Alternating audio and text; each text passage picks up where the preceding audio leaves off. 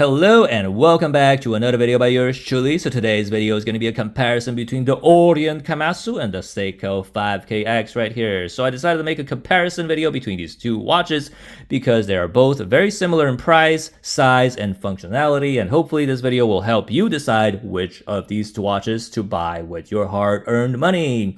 So we're going to be comparing these two watches in terms of size, specifications, ease of use or ergonomics, aesthetics, as well as aftermarket support. So without further ado, let's roll the B-roll and continue on with the video.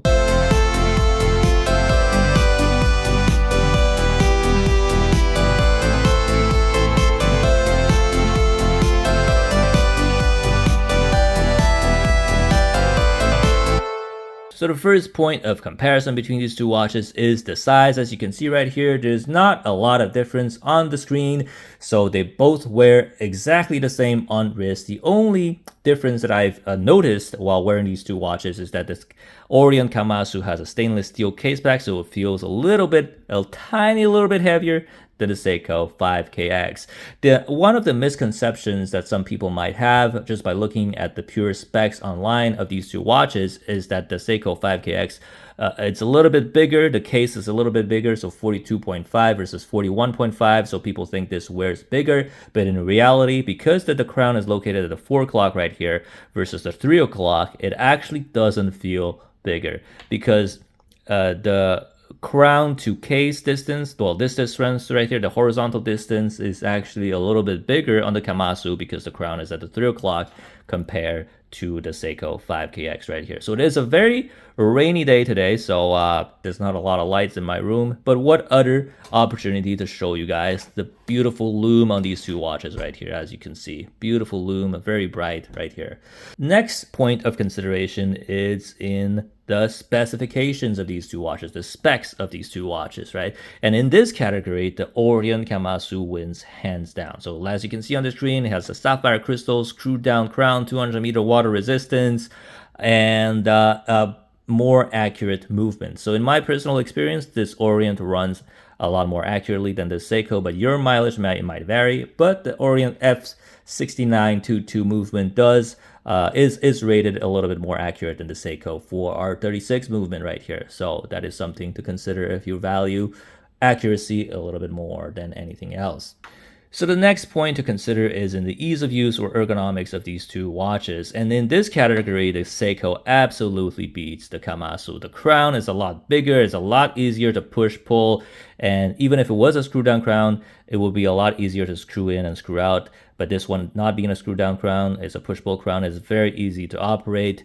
The bezel just turns super buttery smooth, and it is very, very comfortable on wrist right here. Whereas for the Kamasu, the bezel is extremely stiff. I really have to dig in my fingers in order to turn the bezel, so it's very stiff right here. I have to put a lot of force in order to hold it in place so that my fingers don't slip right here in order for the bezel to spin. I think the grip here is not as good as the Seiko grip right here, and also this bezel is very stiff. The crown is extremely tiny with giant crown guards, so it is not easy to unscrew right here. I don't have big hands, but I can imagine a bigger guy with bigger hands might have trouble, operating this little tiny crown right here.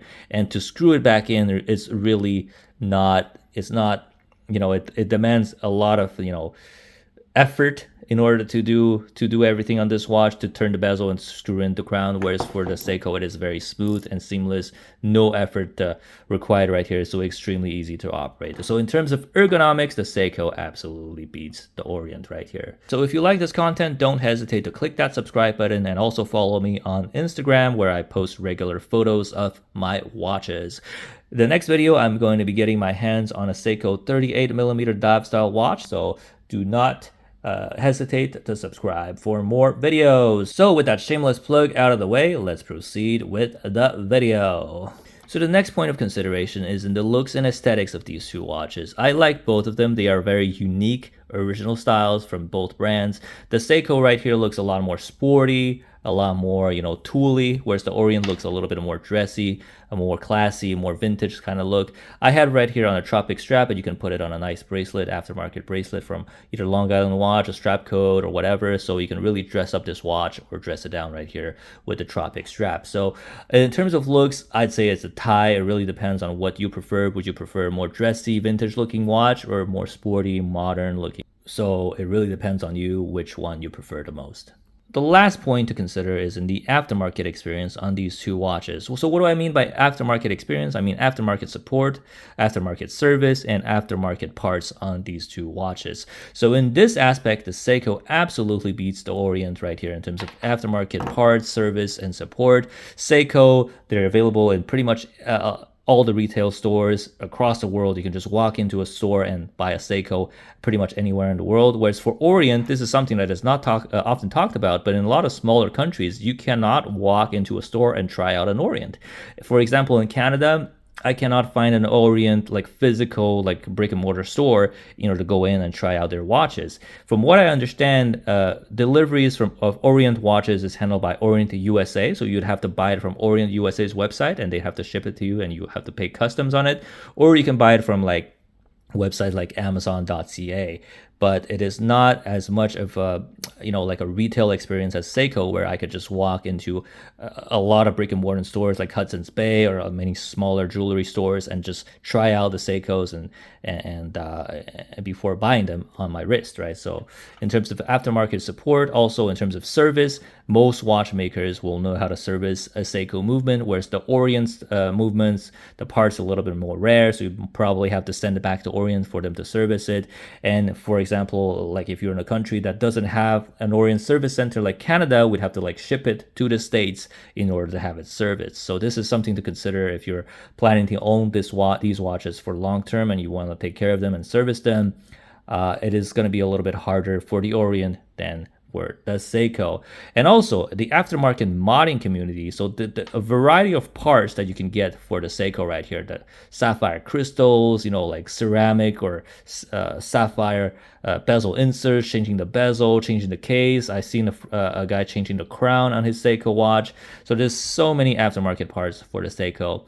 Some people even change the dial, compared to the Orient, right? So if you're a tinkerer, you like to play around with the watches, like modding them, like adding a sapphire crystal, whatever, Seiko is definitely the choice for you. Whereas for the Orient right here, if you live in a less populated country like Canada, you might not be able to visit a physical store, you might not be able to have it serviced very easily, and there are definitely less modding parts for the Orient than for the 5KX, for the Seiko SKX, 5KX family right here. So if you're a tinkerer, you would like to mod your watches, if you want to have the absolute comfort that any watchmaker can service this movement, Seiko is the way to go. But if you don't mind the fact that there is less aftermarket parts and support for Orient, definitely go for the Orient. So which one should you pick between these two watches? It is a very hard decision, right? So in terms of ergonomics, Seiko wins. In terms of specs, the Orient wins. In terms of aftermarket experience, the Seiko definitely wins.